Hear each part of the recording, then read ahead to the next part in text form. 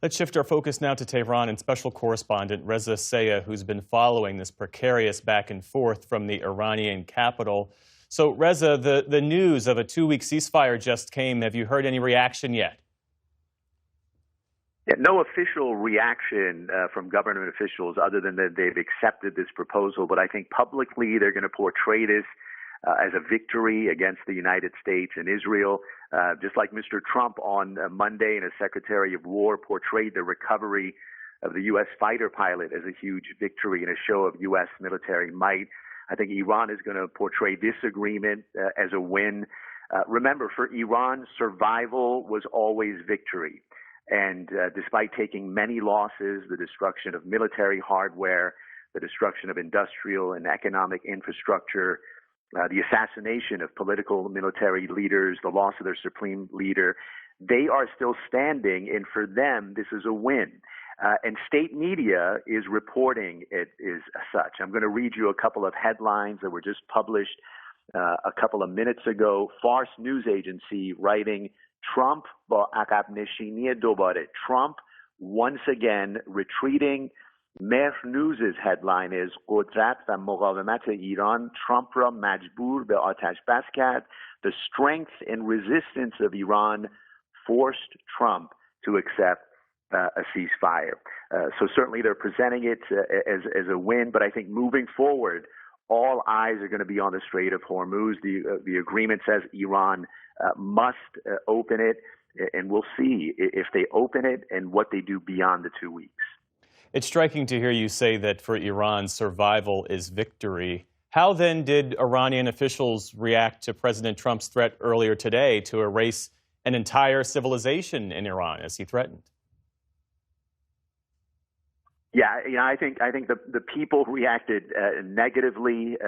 They were very concerned about what he meant when you had the leader of the free world, the president of the strongest country in the world, threatening to erase your civilization. You wonder, what he means. The military leaders were more dismissive. Their position is, if he's going to attack our infrastructure, we're going to do the same. But I think that rhetoric is behind us right now, and moving forward, we're going to see how this plays out, and especially beyond these 2 weeks.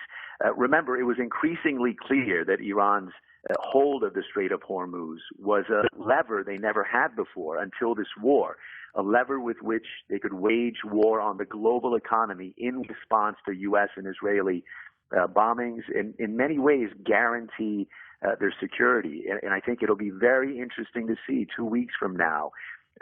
This was their demand to keep a hold of the Strait of Hormuz, to change the protocol. Will they stand firm next to their demand or forego it? That's going to be key moving forward. And Reza, finally, do Iranians, based on your reporting and based on your conversations, do they think that this will lead to a lasting peace? I think it's too early. I think my impression is most Iranians are going to be relieved that 7 weeks of being bombed is over, that they can take a breath, that they can rest.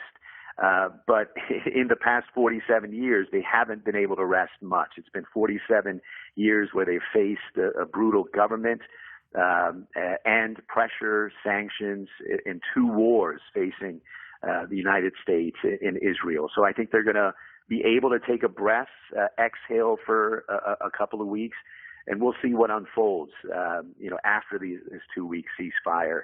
And if the peace is sustained, or we're back to conflict and hostilities. Reza Sayah joining us tonight from Tehran. Reza, our thanks to you. Support journalism you trust. Support PBS News. Donate now, or even better, start a monthly contribution today.